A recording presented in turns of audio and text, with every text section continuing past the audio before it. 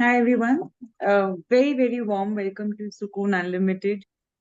This is a company that's specially built for senior citizens to bring them joy and comfort and more happiness in their lives.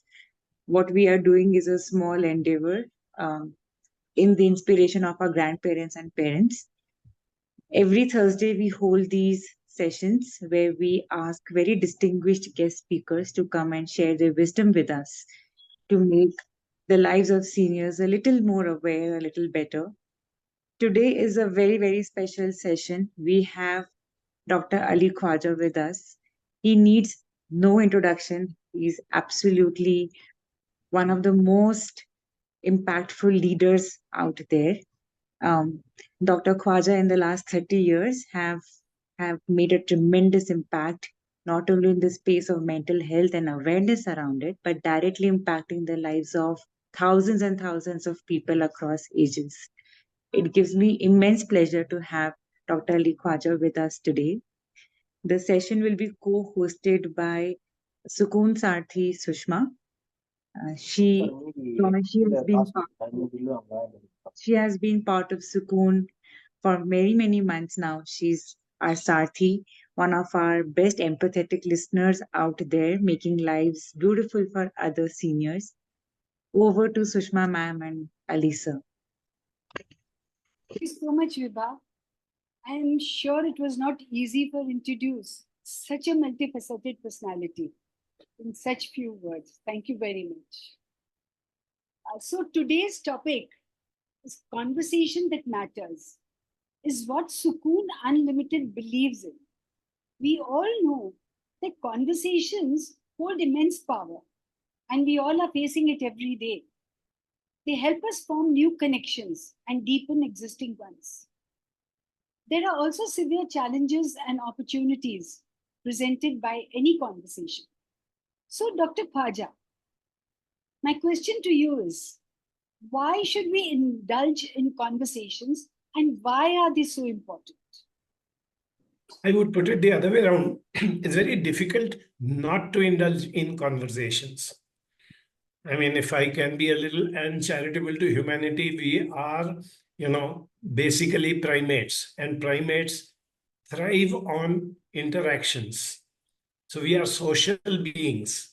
It's in our DNA, it's in our temperament, and it's also in our upbringing.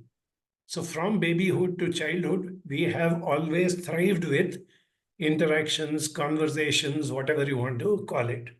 So much so that you will find that there are many people who have to be restrained from talking or interacting and all that. It comes so naturally to us. And also, see, when we are very young, we always have people around us with whom we can talk, chat, run around, do whatever we want. As age catches up, we find that the number of people around us start reducing in numbers and also in availability. See, if I'm a young person, I can just jump onto my bike or car and go miles together to meet a friend or whatever it is. But as I age, it's not that easy. So I need to have conversations, I need to have interactions which makes me feel belonged and which makes me feel fulfilled. Very true, Dr. Khwaja. So, what do you think is the magic behind these impactful conversations that you are talking about? How can they boost any senior's mental, emotional, or physical well being? Yes. As you may be aware, the greatest pandemic hitting the 21st century is that of loneliness. Enough and more has been said about the pandemic of loneliness. And obviously, the older we are, the more we are likely to get into that because of what I said just now.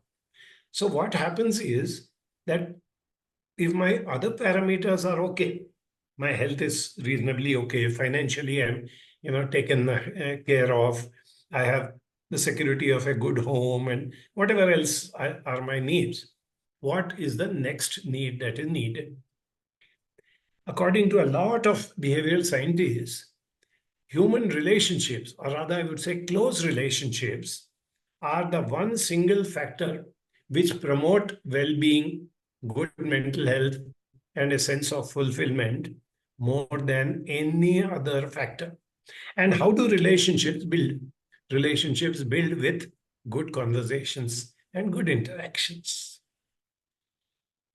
Yes, sir, but uh, tell me one thing, that we all have friends, we all have acquaintances to reach out to. Do you think that it is very crucial to have some meaningful conversation to really build up with these connections? Because sometimes Yes, we lose them during the conversations. correct, correct. See, as you're aware, in our culture, we live in a hierarchy-bound, community or society. We have been told as children when elders are talking, do not interrupt. So we spent all our early years keeping quiet because the elders were talking. Now that the elders have gone away and I have become an elder, I find that the youngsters are not willing to listen to me. So I may have a number of relatives, family members, extended family, and all that. But do they actually listen to me? Because a conversation becomes meaningful only if somebody is willing to listen.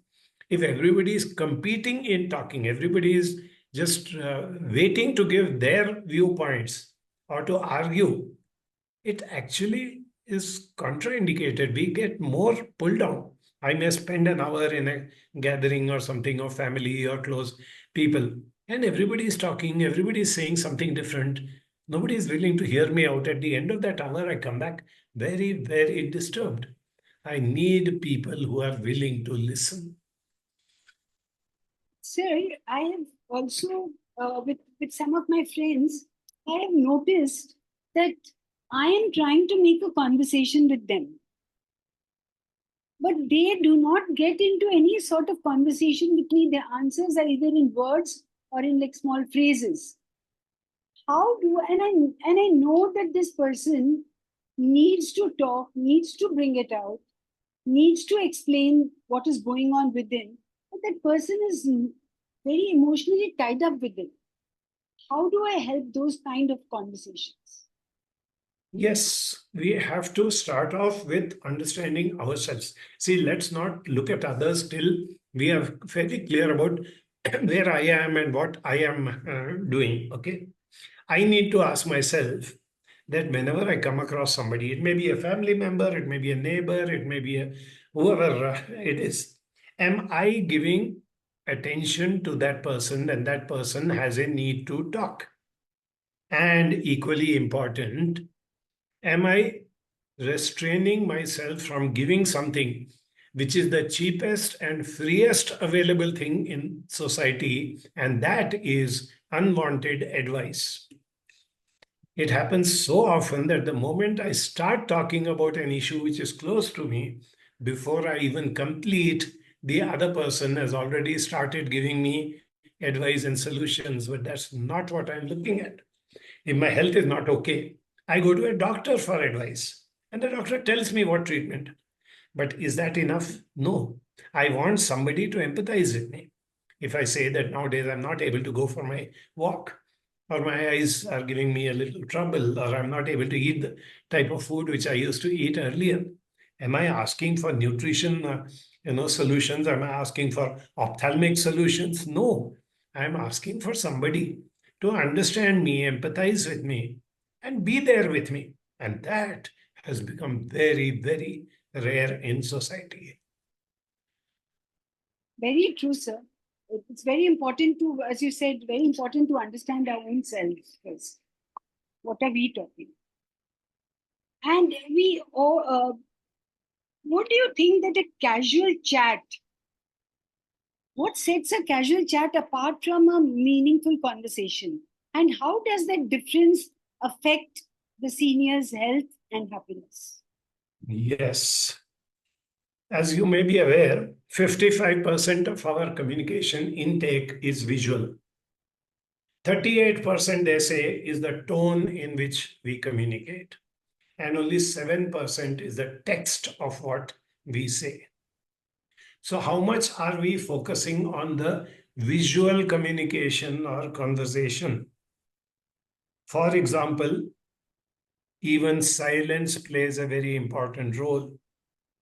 If I'm concerned about something, I'm upset about something, if I have somebody with me who can just sit with me and maintain silence, saying that I am there with you, I can't solve your problem, but I can sit next to you and be there and give you the warmth of my availability. Similarly, when I'm talking to somebody, am I getting that response from that person? Even the eye contact, the expression, so many such things matter. The tone in which people talk. Sometimes a wrong tone of speech can put off a person so badly that I don't want to continue with the conversation.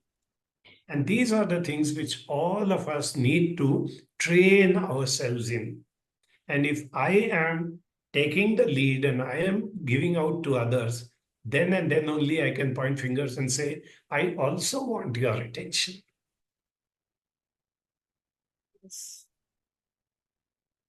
So, sir, uh, what do you think that visual contact with a person while making a conversation is important, or is a digital one fine too? No, the visual, and even I would go to the extent of saying that the warmth of having a person sitting next to you today in this digital age. You may have a laptop or you may have a phone in which you are making a video call to somebody, but it's definitely not the same as sitting next to a person or sitting in front of a person and feeling the presence of that person, being able to understand that yes, this person is connecting to me. If it is socially acceptable, a person who is holding my hand when sitting next to me, these things play a very, very important role. And unfortunately, with the coming of the digital era, these are getting reduced significantly. So, in this scenario, how do we manage it, sir? Something not okay. Hello. Hello. Hello. Hello. Mhm.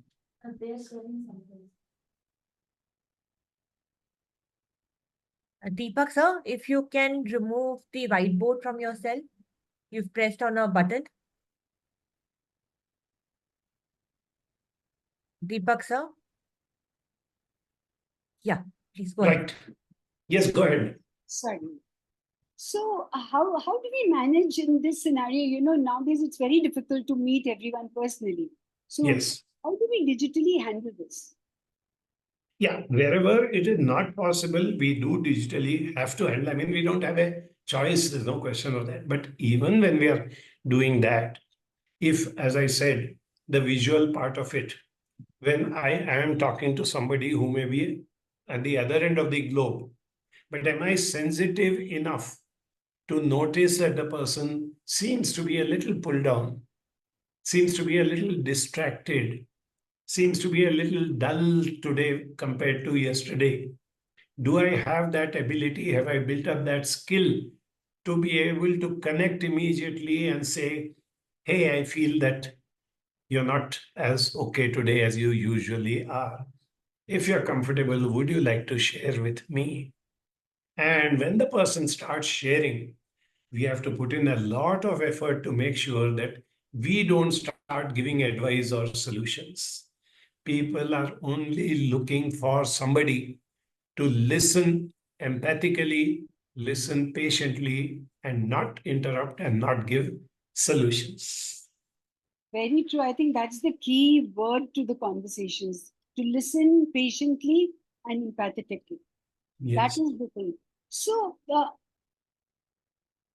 how can I use these conversations which I make with others, stay mentally and emotionally balanced as I myself am aging? Yes, correct. Actually, what I tell people is that divide all your acquaintances and your close people into two categories. One is those who are friends of convenience. I may live in a building where there may be other people of my age group. I go down to the park and I sit and talk to them. They are friends of convenience. I may even have friends of convenience within my own family, because there's somebody living in the same apartment who has got free time, so he is sitting and talking to me. But there are also people who we need, with whom we have an emotional connect. That person may not be close to me. As I said, that person may be in the other end of the world. But if I have that warmth, I know that when I call up this person and talk to this person will be genuinely concerned about me. This person will respond to me. This person cares for me. That plays an immense role in our well being as we grow older and as our circle of people starts reducing. That's very true, that if you don't get that feeling of trust and belongingness, you don't feel like making the conversation. Yes. So, sir, how can I address feelings of loneliness and use meaningful conversations to That's right. create that sense of connect, mindfulness, and fulfillment in my own daily? Yes. Dr. Vivek Murthy is the Surgeon General of USA, person of Indian origin, wonderful human being and a wonderful doctor. When he completed his last term, previously he has of course been reappointed now, but when he completed his last term, the publishers got behind him and said, after having spent 10 years as the Surgeon General of USA, you have seen all possible ailments. Would you like to write a book on the disease or the ailment which you think is most significant and most disturbing to humanity? They thought he'll write about heart conditions or diabetes or cancer or whatever. He wrote a book on loneliness. The title of the book is Together. For those of you who are avid readers, the book is called Together, written by Dr. Vivek Murthy. Now, that book, he has highlighted the increased, occurrence of loneliness. And he's also given very good points on how you can avoid it.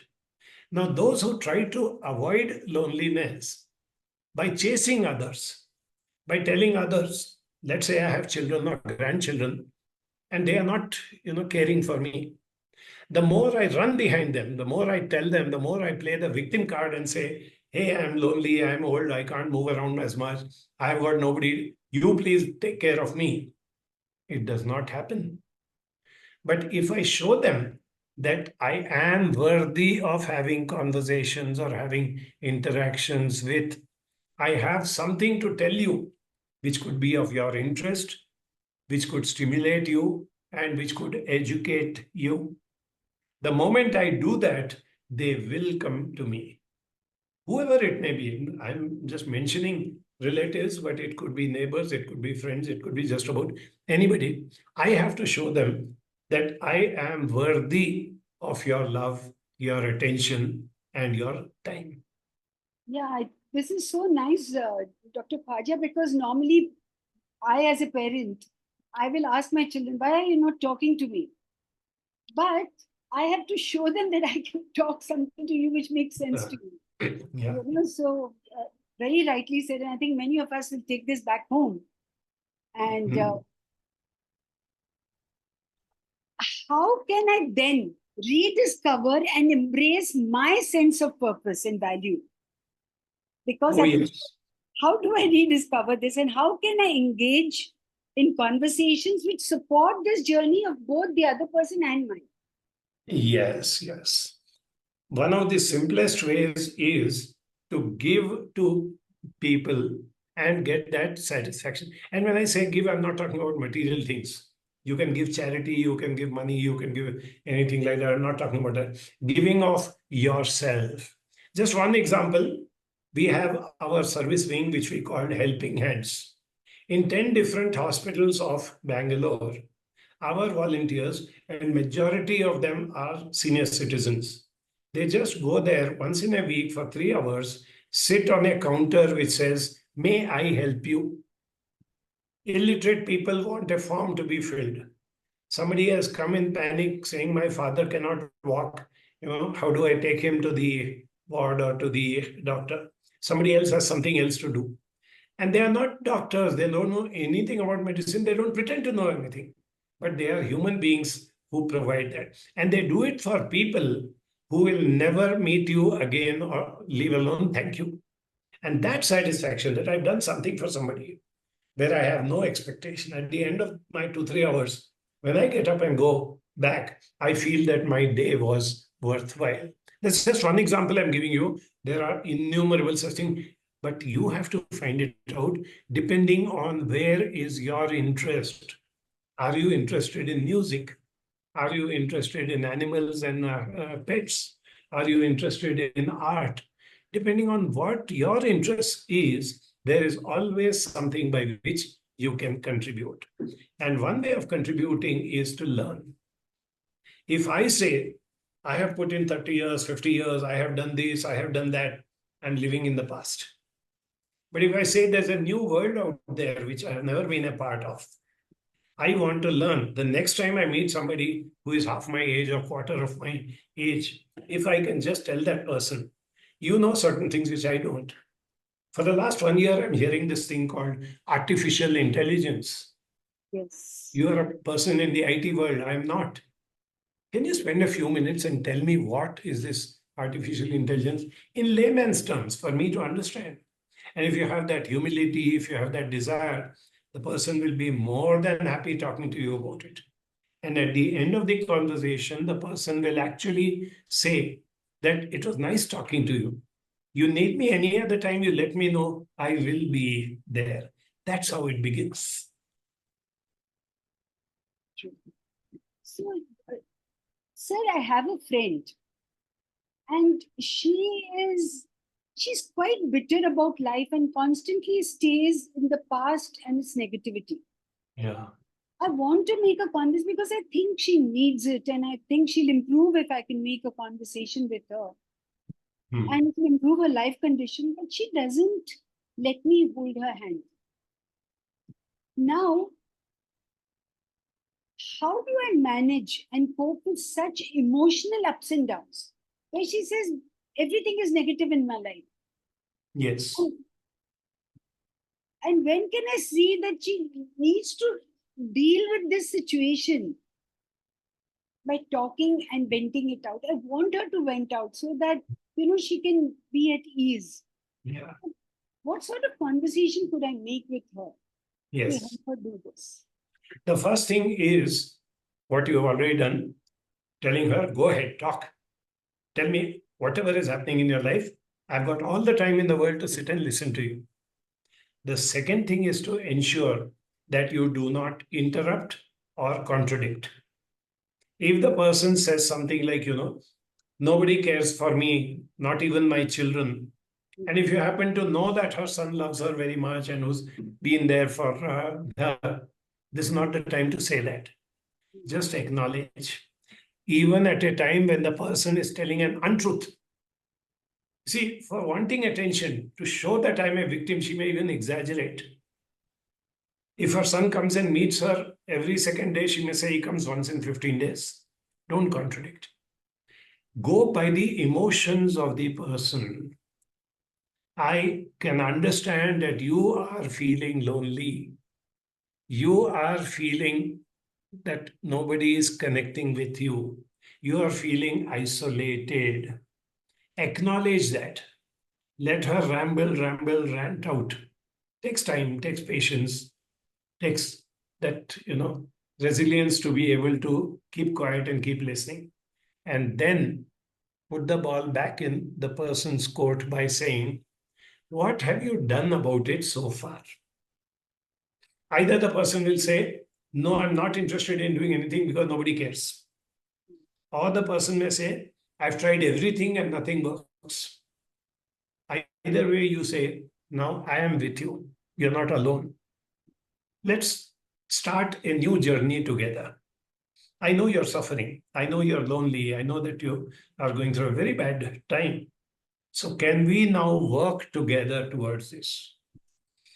If she asks, what can I do? I've tried out everything. Okay, you have tried out everything, but you have done it alone. Now we are two of us, right? Both of us will put our heads together and see what can be worked out. So tell me what happened last time when you tried option A? What happened when you tried out option B? How did these things go? What helped you? What did not help you? Where you still have hope that something can be done? Where you feel that it can be done in a different manner? And once she comes around, then you start off by saying, can we start with investing in people? Instead of asking people that I am lonely, I am isolated, I am feeling pulled down, I am negative, instead of saying that, if you can tell the person that, would you please do something like reaching out to somebody? In your own colony, you may see somebody who is so old that they can't even come and sit in the park. Would you like to one day just take the trouble of for 10 minutes, go and sit with that person in his balcony or in his drawing room and just be there for that person and say, I came to inquire about your well being? What happens is that you learn that there are people who are worse off than you. There are people who are suffering more. That's why I mentioned about our helping hands. That, Yes. when these people sit in the hospital, they realize that I'm healthy. I can walk up and down. I can go to the canteen and enjoy a cup of coffee. I'm not having any pain. I'm not suffering because some family member of mine is admitted in the hospital. And that is what gives the thing. So, depending again on the interest of the person, whatever the person was interested in earlier, can we start doing the same thing? Let's say the person was a singer or whatever, an artist or something like that, which because of age or because of whatever, the person has given up. Now tell the person there's a government school nearby. You know, can we just go there and you teach this drawing or teach this music to those children? 1 hour in a week. Or even if you don't want to go there, let the children of your locality or your building come to you and sit and learn something. I also want to caution you that such a negative person will say, no, they'll come and dirty up my place. They'll make a racket. They do this, they do that. Yes, I do understand. They will do that. I'm not saying no. But is it worth tolerating that for some time? Looking at the larger picture. And slowly, when they start getting attached to you and when they start coming regularly, that's the time when you can start tightening up a little, saying that, no, you can't dirty this place or you can't keep shouting. You have to. By the time, because they are hooked on, they will obey you. That's what happens across the board, whoever you are trying to help. Very true. So, what role do these conversations play in maintaining a positive self-image or self-esteem? Because even I'm growing older. Yes, exactly. And my self-esteem should not depend on others. That's a very fundamental thing that I want all of us to understand and practice. I am what I am. Yeah. I have a few good qualities. I have many more bad qualities. I'm not going to compare myself with others. I am not a criminal. I have not done anything wrong to society. I made small mistakes here and there. I may even have hurt some people, but I'm human. I should also be entitled to make mistakes and hurt somebody unintentionally here and there. Now, if my self worth or my self esteem is intact, if I keep reminding myself that God does not produce junk, every human being has got some quality, and the same with me. And what I'm going to do now is either by myself or with a friend or a counselor or whoever is willing to do the handholding with me, list out my positive qualities, list out the small gestures that I did for somebody. I'll give you a wonderful example. There was this child who used to be taken by her mother to school. And the last crossing of the road where there's heavy traffic, the school is directly opposite. The child used to tell the mother, I don't want you to come up to the gate. I'm not a baby anymore. So you leave me here, I'll cross the road. Now, the mother was very, very upset. She said, it's a heavy traffic and I can't allow my child to cross. There was an elderly lady who used to come across, and at that same point, she came and told that child, dear, it's so nice to see that you're so confident to cross the road. But I've become very old. Sometimes I can't hear traffic coming. So I am getting scared to cross. Can you hold my hand and help me to cross the road? I mean, this is a real life incident I'm giving you. That This if is you so have beautiful. that desire, Very beautiful, Dr. Khwaja. you can do things. So, how about giving us some tips and techniques of keeping conversations engaging when we are talking to someone? Right. Now, how can we coordinate from one moment to the other? Right. And how can we bring our best selves to these conversations? Yes, very true. As you know, first impressions are formed very fast. Within a few seconds, people start forming an impression about you. And 4 or 5 minutes of conversation with you, they have already decided whether it's worth wasting their time with you. So please be aware of what you project in those first few minutes, particularly when you're meeting a new person or you're meeting somebody after a very, very long time. Go out of the way to show the person that I am with you, I care for you, I am interested in you, and I want to know you and your likes and dislikes more than I will not start talking about myself. The moment I start talking about myself, the other person gets put off. And more so if I'm a senior citizen and the youngster feels that I'm outdated, what will I know about these things? So the more you take interest in the person, you have made a good beginning. And that should also be backed up with, as I said, body language. The verbal signals that I'm giving out to a person. Am I making eye contact? Do I have a smile on my face? Smiling is a learned phenomenon. The more you practice smiling, the more naturally it comes to you. And when I smile, people connect to me.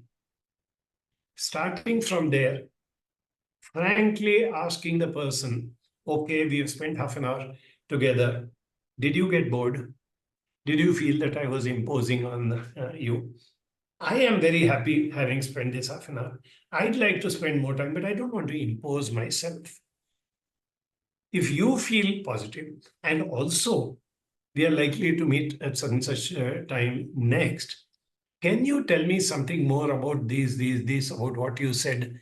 Pick up something which the person has said that, long back when I was in service, I did so much for people. I was a senior manager, or somebody else says that I'm struggling with something. I've done my engineering, but still there's so much competition.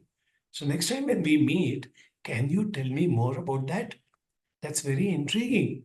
Now you are leaving the person with a bait that when I meet this person next time, this person is going to actively listen to me. So I come prepared with a lot of things to say. You had asked me last time, no? So that's why I wanted to tell you, in the last 1 year, how things have been in the IT industry. Now, you need not know anything about the IT industry. You need to know about human beings. You need to know about emotions. And to continue the conversation on a healthy note, keep reflecting back emotions. Let the person talk, talk, talk. You sum it up by saying, you feel very disappointed with the way your bosses have treated you. That one word, disappointed, is enough. You feel very upset that your neighbors don't talk to you as they used to do earlier. That upset is enough. Whenever you can give back to people a condensed form of what we call as paraphrasing or summarizing, and give it back to them in words connected to emotions. Please practice which are the words which convey emotions, starting from the basic ones like happy, sad, angry, jealous, and all that, going on to various emotions. Keep giving back emotions to the person. Even if you're wrong, the person will say, no, no, no, I was not angry, but I felt very sad because of the way that person spoke to me. Oh, you felt sad. Every time that you keep reflecting back emotions to the person feels like sharing more and more with you. And at the end of the conversation, the person feels lighter. This is what we train people to do when we train them into counseling and all these things. But you don't have to be a professional counselor for all this. That's very high funda word and all that. We can all be there for each other. That's all there is. Keeping in mind the important fact that there will always be some people who are not interested. However nice you are, they will be curt, they may even be rude, they may not respond. Try. Don't give up easily. Try 1, 2, 3, 4, 5 times. There is a chance that the person melts. And then he becomes your best friend. But if he does not, give up and move on, saying that I can't rescue the whole of humanity. I can't be there as a savior. I'm there for people. I want to have meaningful conversations. I want to have good relationships and this and that. But if, despite my effort, the person is not doing it, and this includes family members, please remember, you continue to be there with your family members, but you don't have to involve them in conversations when they are very rigid about the fact that they don't want to talk to you. Let not my ego come in between and say, I am your father, or I am your uncle, or I am your elder brother. You have to talk to me. No. He chooses not to converse with me. I respect him. And I can even tell him that I know you've got better things to do, so I won't impose myself on you. There is a chance that sometime the person may actually come back to you.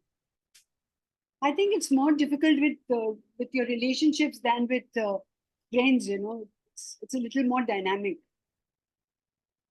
So That's where a lot of people suffer, because they say, my own son is saying this to me. My own daughter-in-law is saying this to me. My own grandson is doing this to me. I think we've already come into an era where we have to stop looking at what we call as defined relationships and move on to undefined relationships. If my grandson lives with me but doesn't seem to be even the slightest interest in me, even to have a 5-minute conversation with me, I'm sure I can find another child who is in my building or in my neighborhood who will appreciate me and he will talk to me. Why should I insist that my own grandson should talk to me? That is my ego coming into the picture. We need to shed that. I think, sir, there is another point to note there. I feel, please correct me, that if someone else's son is talking to me, I should feel happy, not to make my own grandson feel, oh my God, you're not talking to me. Yes. I think that is also very important. Very important. You're absolutely right. Do not compare. I'm getting the attention of somebody, I should be happy with it. That's why I said that. Why does it have to happen with a defined relationship? Why is it that I want love and attention of only my grandson or only my daughter or only my whoever? Those days are gone. Society has changed significantly. Absolutely, sir. So have you ever considered that sharing your thoughts with a very close friend can be just like receiving counseling? The moment I start, the moment he starts. Yeah, yeah. So how do these personal exchanges help us navigate our emotions to find a better solution for ourselves? Yes. If I have been, skilled as well as careful to select those friends, I told you we can have a lot of friends of convenience with whom we discuss movies, with whom we have a cup of tea and all that. They are good, they help us. But do I have 1 or 2 friends who are what we call as emotionally close to me? If I cultivate such people, and if I spend time with such people, I will find that I get relief out of that. Yet at the same time, please remember, why is it that why is it that counselors exist in this world at all when all of us have friends and relatives? Because people who are close to me, my best friend, my child, my brother, whoever they are, they can also be very subjective. They can get upset with something going wrong with me. They may disagree with me and they feel they have a right to disagree because they are my close relative. Whereas an outsider does not do that. Whether you want to give the label of counseling or not is not important. But if it is a neutral outsider who has these qualities, as I told you, of not giving advice, not providing solutions, listening carefully and empathizing with me, summarizing and pointing out my emotions back to me, you have been suffering a lot because of this. You are feeling very negative because of all your experiences. That's all I need in most of the cases. And this can be done two-way also. If I am listening to a casual friend, a neighbor, or somebody who's not very close to me, if I have been listening and the person is genuine and good, tomorrow I know that I can go and talk to him and he will listen to me if I have done my selection rightly. Thank you, Dr. Khwaja, for really enlightening us on the matters of conversation. I just seen that there was a caption which says that uh, Banjara Academy offers counseling. That's right. That's right. Is it only in Bangalore, or one can have it outside Bangalore also? Outside Bangalore also, either on phone or through email. Okay, so So could we you, have people yes, calling us literally from all over the world. And we yes, also have people who send us emails. okay, So we either have phone conversations or video calls, or we respond. We encourage people to write emails because that is when you can sit and think leisurely. You can, put your thoughts in order and bring out whatever is most important to you. And to us also, it gives us time to reflect, to put our thoughts in order and respond in a correct manner. So that is where the advantage comes in, that even if the person is not physically available, either the person is not in the same city or the person is not convenient. Take a city like Bangalore, you can't travel from one end of the city to the other with whatever the traffic and all those things. So the person at home sits down and makes a phone call or a video call, or a person sends an email to us. And all our services are free. We don't charge money for counseling. We are there more as emotional support and friends. Of course, many of our counselors are very highly qualified in their respective fields and all that. But nonetheless, they are giving free service. And we say, okay, this is our little contribution to society because life has been good to us. We have gained so much. It's not going to make a difference if we earn a little more or we don't earn. We would like to give back to society. thank you so much, sir. Now friends, now I open this conversation, opening the floor to the audience. Please ask questions, whatever you may have, to clarify your doubts, if any.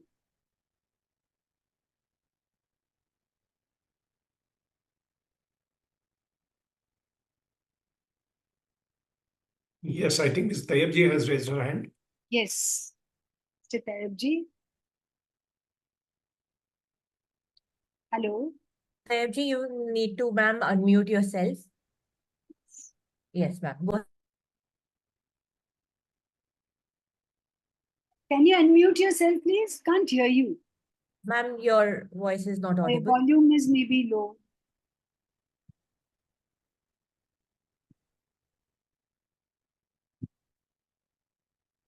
Ma'am, we can't hear you. Can I ask a question meanwhile? Yeah, please. So often people come back saying that it's difficult for them to speak to strangers or people that they're not known to them. I have personally found that my best conversations have happened with people I've just met. Can you just throw some more light on it, please? Yes, it depends on what you are projecting. See, if I am a very judgmental person, I'm a very rigid person. I am trying to evaluate when somebody starts making a conversation. I'm sitting in a public place or an airport or wherever it is, and the person next to me suddenly starts talking to me without any reason. If I'm the type of person who says, why is this person talking to me? What does he want from me? Has he got a vested interest? I may not tell that to the person, but my body language shows, my responses show, and the person backs off. And then we complain saying that, see, people are not carrying out, I'm not comfortable with this. But if I can turn to the person, what have I got to lose? Even if he's a salesman who's trying to, make friends with you, and then he pulls out some gadget and says, I want to sell this to you, you can always politely say, thank you, I'm not interested, and close the conversation. No? But why should we presume that? So if you say that I am open to any human being of any age, any background, if the person wants to talk to me, it could be your taxi or auto rickshaw driver, who turns around and starts talking about himself. What's wrong in listening to them? I've had so many of our, counselors who make friends with their drivers or their auto drivers and such people, and they feel so nice about the whole uh, thing. So it is your attitude which determines whether you will be comfortable with new people. Yeah, can I say now? Can you hear Yes, me? Yes, yes, please Yeah, carry on. okay. Now, I have a problem with my grandson. Whenever I go and speak to him, he is there. But while talking to me, half his mind is in his mobile.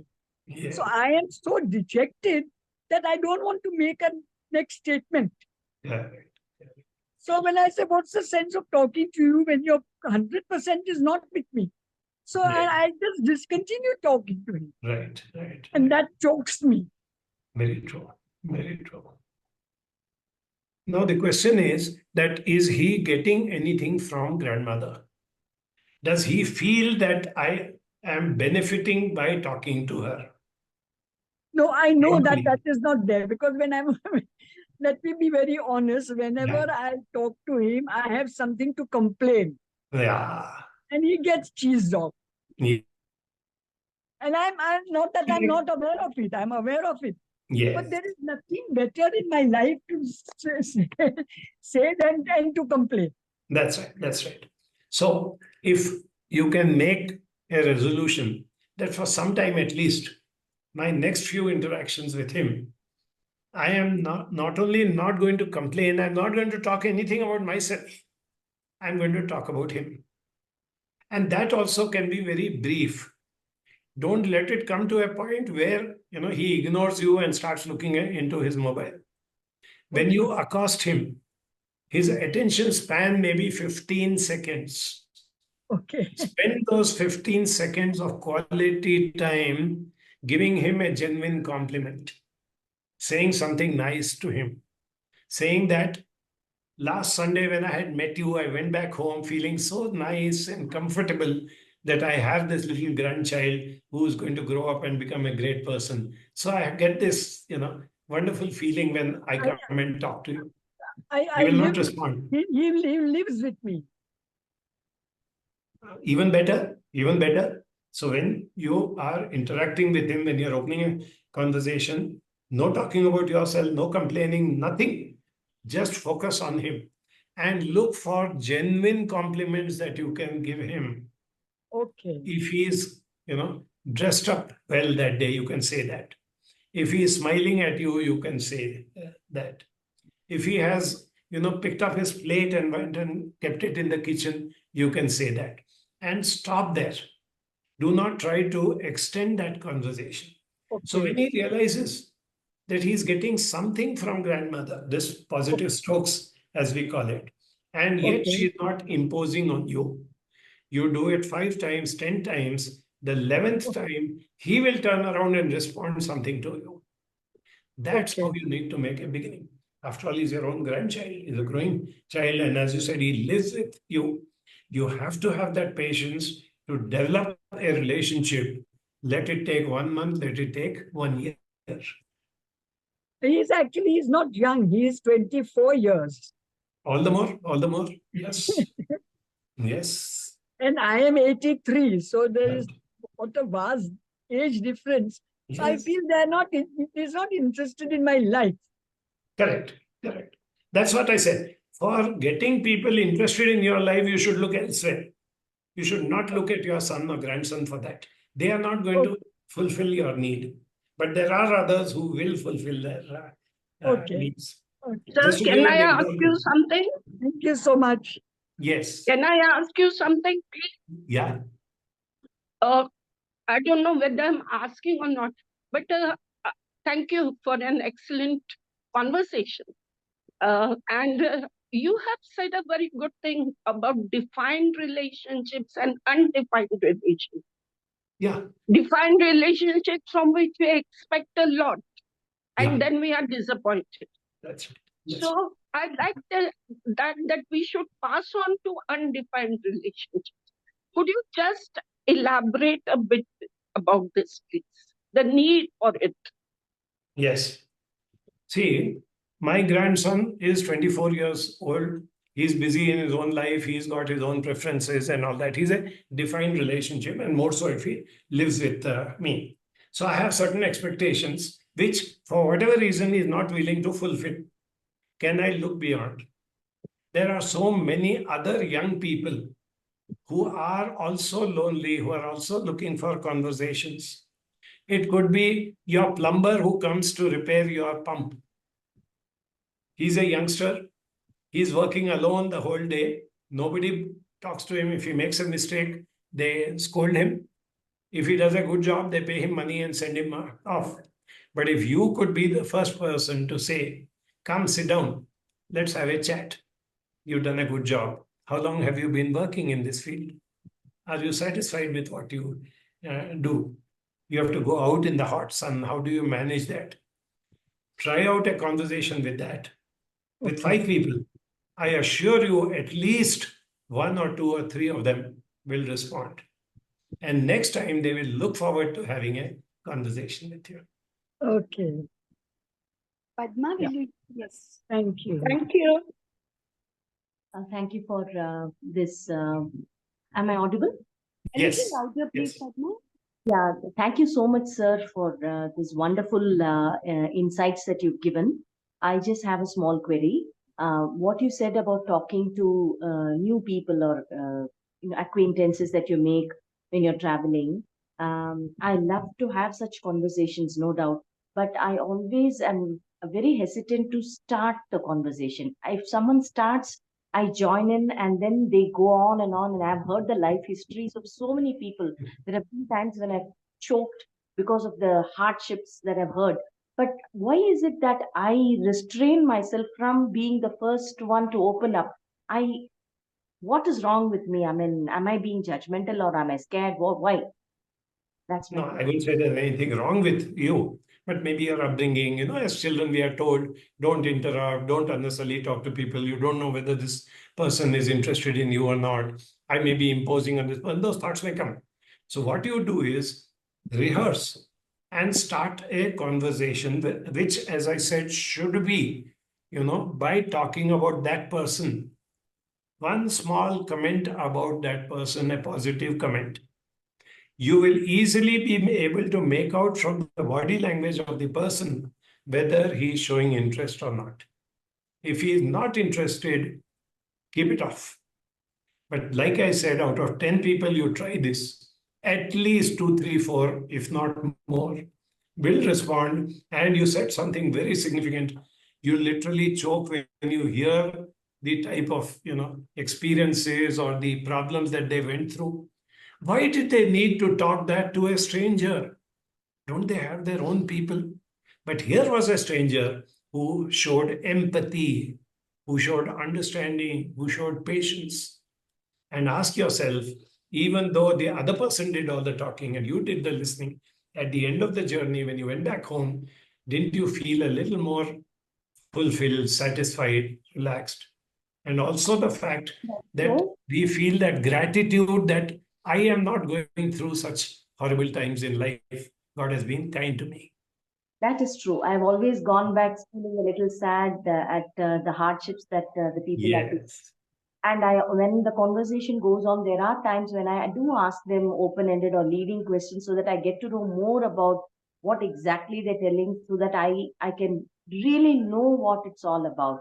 So I also learn a lot of things about the lives of people, about example, about the lorry. Very true, very true. That's the attitude which I want all of us to have.